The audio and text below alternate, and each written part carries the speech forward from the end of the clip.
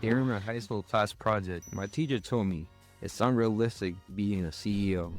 It's been my dream to be a CEO since I was 10. So I told her it is realistic. Follow me on my journey to learn what it takes to become a CEO.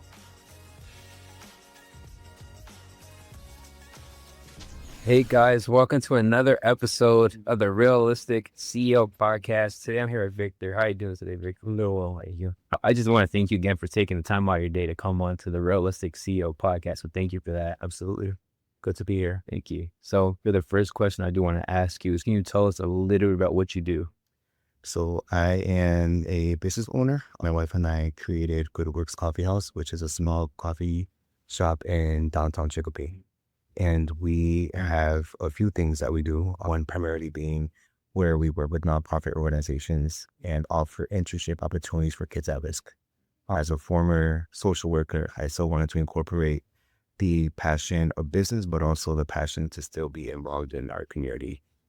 Tell us a little bit about like backgrounds, like how you got to where you are today. So my background, did social work for 11 years in Springfield, and the organization is called the Department of Children and Families. And in a nutshell, it's an agency that protects kids from abused homes. So that's physical, sexual, emotional abuse of any sort. And we receive reports on a daily basis. And based on those reports, we're sent out to homes and we conduct a thorough assessment. And in that assessment, we're able to provide services for the family. In some cases, if the abuse is very intense, then we will obtain custody from the court and we'll unfortunately have to go and remove kids from the homes temporarily until the parents figure out how to provide a safer environment for their children. Did you know growing up you wanted to be a social worker? Was that something you kind of like developed over time? I love public figure. It's something I developed as I was in college. I've always had a passion to work with families and kids. And I'm a strong believer of giving back to our communities. And I'm also big on representation. A lot of the families that I work with, unfortunately, their fathers are not involved. And so it's just a mom. And I felt that it's important for a positive role model male to enter into these homes and to give that representation of what it can look like for them as well. And that's amazing that you're able to do something like that. And honestly, what I think is super cool is that you're not like a typical coffee shop. You actually are there to help the community as well. So why did you come up with that approach rather than just, I'm just going to be the regular coffee shop? So when I was in DCF, I started to realize that the agency is always going to be there. And I felt called to give bigger outside of me. And so when I created Good Works, part of the mission was to have a purpose behind, not just to sell coffee. And we love adolescents. And part of that is to create a space where kids can come and feel non-judged, and an environment where it's okay for them to mess up and to help them develop their own skill. And so a lot of these kids are bypassed, and these kids that come to us, they become their mentors, and we see their strength. So they're very good at math, just like very good at marketing, just with ideas, and they just need someone to believe in them. And so that's why, to me, I felt, you know what, I want to be able to create a space where I don't have to remove a kid from a home and provide a space for them to come into a home, even if it's for work. When you first started, so this was always your goal to make sure you had a place where kids can feel comfortable. Yeah. So we have a business plan. It's like a 21-page business plan, a very thorough business plan that my wife and I created together with a lot of research. We developed it based on like our 5 pillars, which is, off the top of my head, would be to be faith-based, to work with the community, and to also being able to have a mission and a vision, which is not just with adolescents, but also providing a space for others to come and feel inspired to do other good works in the community, whatever that passion is for them. So why didn't you pick a coffee shop? I love coffee, obviously. And I realized that Chicopee did not have a coffee shop. And so part of the research with the business plan is to figure out a location, because they say location is key.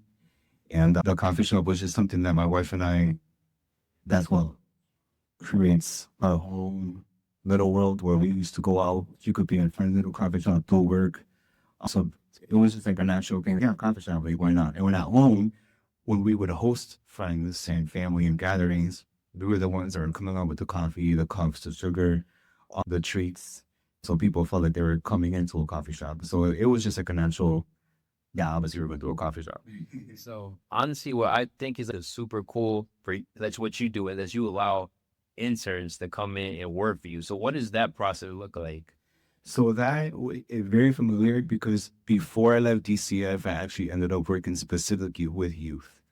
And I was the type of worker that I wanted the ones that people didn't want to work with. That was my specialty. Give me the ones that people think are bad or whatnot. Everything is like a facade for them. They're hiding, right? So the reason why they're hiding is because something's going on at home.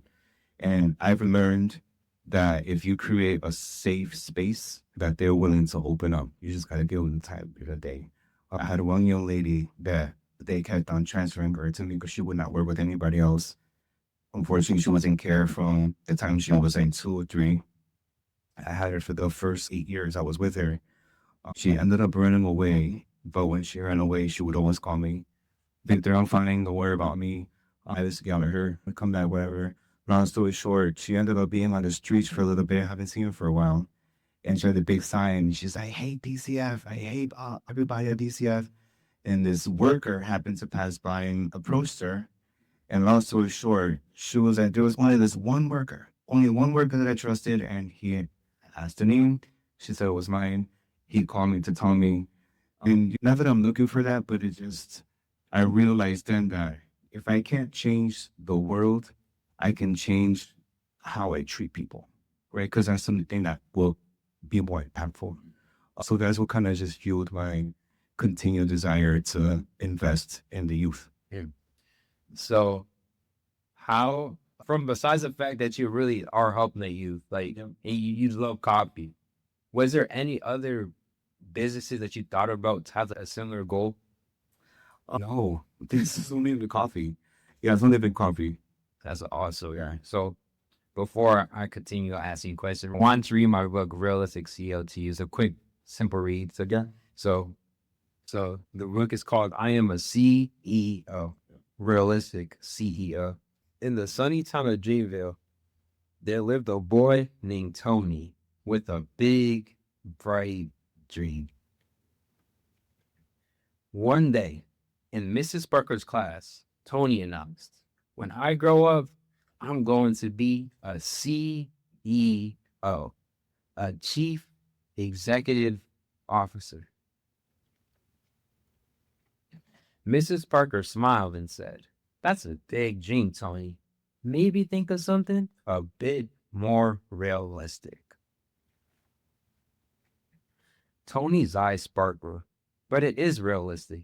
I have a plan, he said with confidence. I will read lots of books and learn about business, Tony explained, holding up a book titled Lemonade Book. And I will practice by starting a lemonade stand. It will be the best in town, said Tony, while sharing a drawing of his stand. Mrs. Parker was surprised. That's quite a start, Tony. But being a CEO is more than lemonade.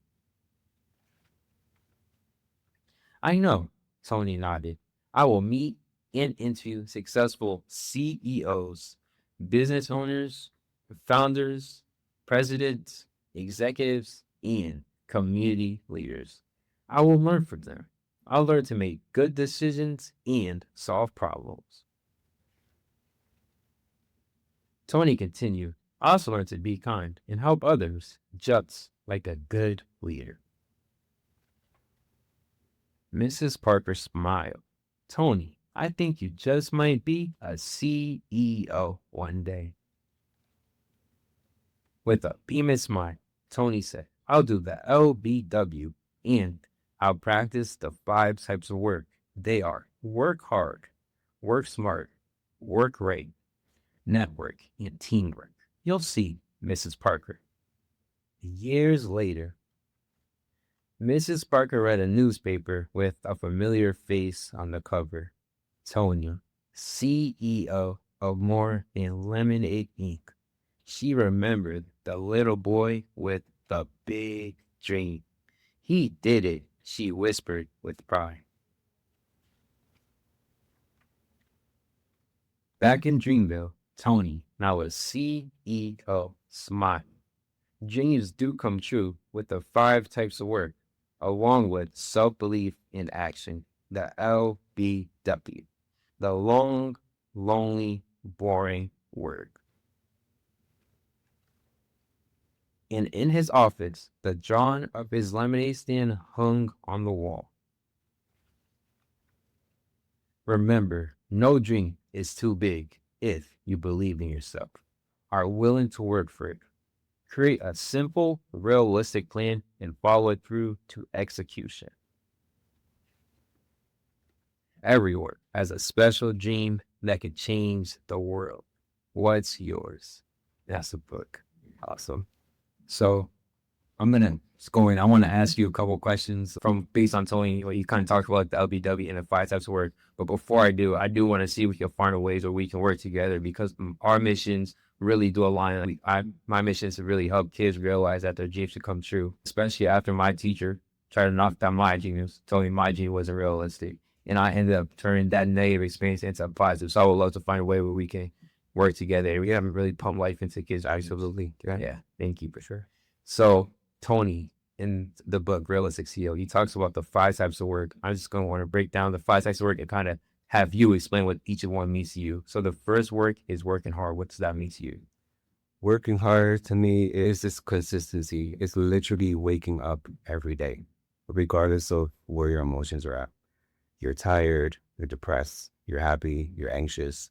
You have to wake up, right? You have to wake up every single day and you have to do the same thing every single day to have that consistency. The next type is working smart. Working smart is being strategic, learning what your strengths are, and also learning what your weaknesses are. And once you're able to master your weaknesses, then you're going to be able to see more discipline. Next type is working right. Working right to me has to do with how to manage people. Because if you don't build those relationships, then you're not doing something right. So understanding your customers, at least for me, I know every single customer that walks into my shop.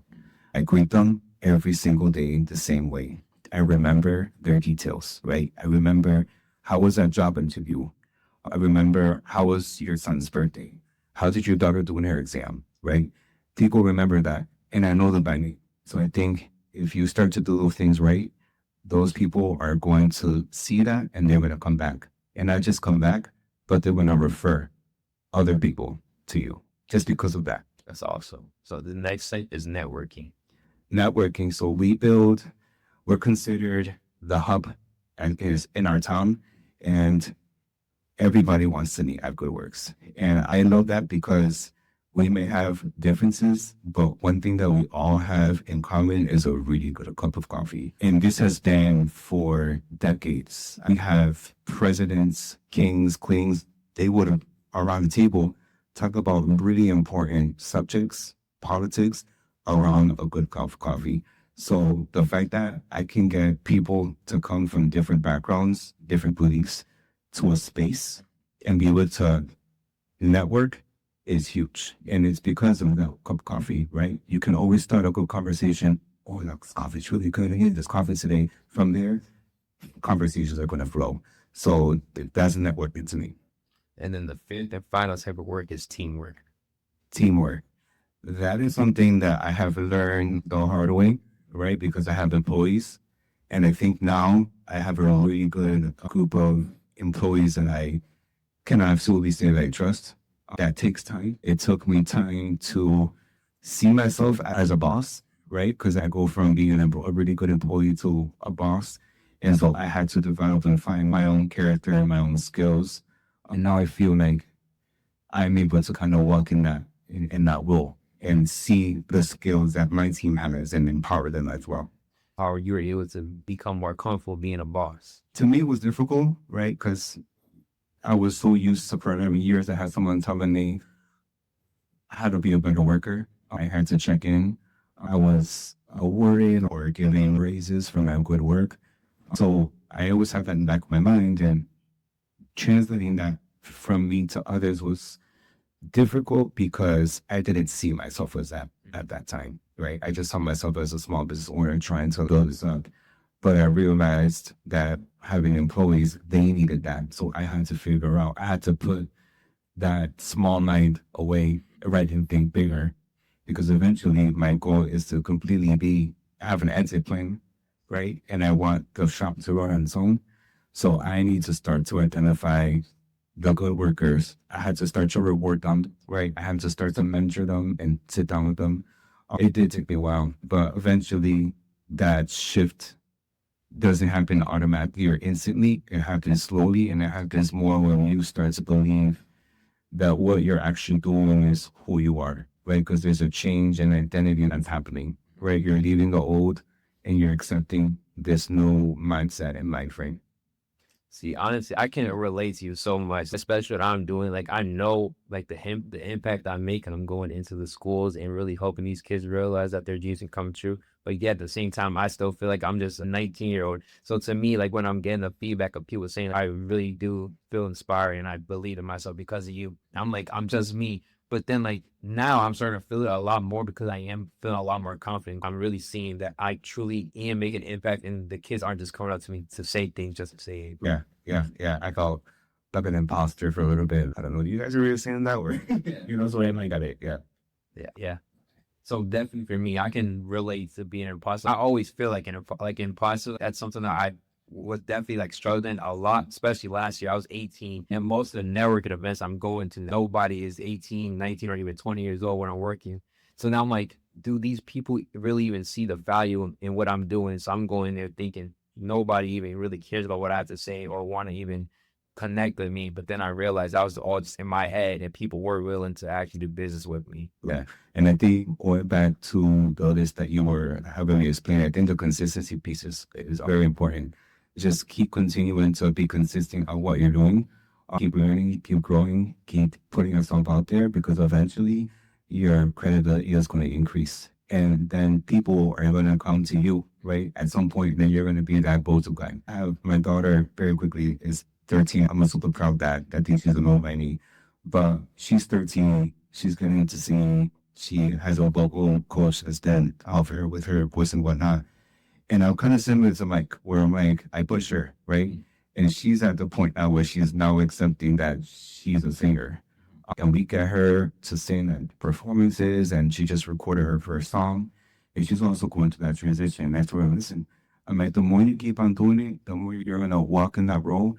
You're going to find yourself that you are the artist, you are the singer. And I don't think age is not about your age. It's about your mindset, believing in yourself. So I keep on encouraging her until she's going to be one day on her own and do this for herself. But I'm a firm believer that if you have that dream, that comes already within you. No one told you that. That comes, you're built with that. That with me, entrepreneurship, that's why I left DCF, because I had that dream. I started off, I say this in a funny way, but I love coffee. But the day that I opened Good Works, that's the first day that I made my first latte. Okay, I didn't know how to make coffee. So I'm like, you know what? I'm just gonna make it. I'm gonna take the bad reviews because that's gonna fuel me to be better, right?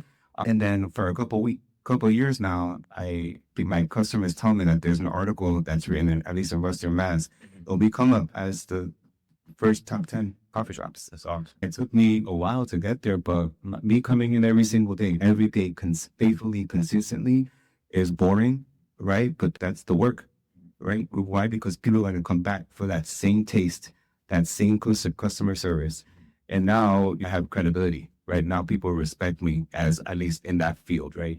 So I would encourage you to continue to do that, right? Continue to believe in yourself regardless of what they might say, right? You know your truth, you being authentic, and you're showing up, right? You're not giving up regardless. Thank you. So I just have a couple more questions for you. So another thing, Tony, in the Realistic CEO book, he talks about the LBW, the long, lonely, boring work. You kind of shared that a little bit just now, but can you kind of talk about the LBW that you have to do outside of your career? Yeah, it's one thing I dislike that I have to do every week is inventory. It's every Monday. I have to go and get my stuff ready for the week. That's forever. That's long term, right? That's what's gonna continue with the business. Continuing to open up my shop, open the door, get everything ready. That's like long term. So that's what it considered successful, but also boring at the same time. I have one last question. Yeah, is what's one fun fact about yourself that nobody really knows? That's a question because it has to live with me. I hate talking about myself like that. One fun fact. I'm a singer and I was asked to perform at the Apollo Theater in New York. That's awesome. Is that where your daughter got her singing abilities from? Yeah. Yeah. So I want to thank you again for coming on. I do truly appreciate you taking the time out of your day to come on. So thank you for that. Thank you for having me. Appreciate that very much. Thank you. Yeah. Before we end, I do want to thank every single one of you for all the support you have shown me in this past year, my journey of becoming a realistic CEO. So ways that you can support even more is by going onto our website at www.realisticceo.com and ordering your copy of the Realistic CEO book, as well as our new book called Unrealistic, which is what we like to call the Blueprint to Success. And if you want to support even more, is you can also gift copies to students in lower to moderate income communities. And lastly, if you want an even bigger part, you can become a partner. And what that leads to, we actually gift books in behalf of your business. So see you in the next episode. Peace.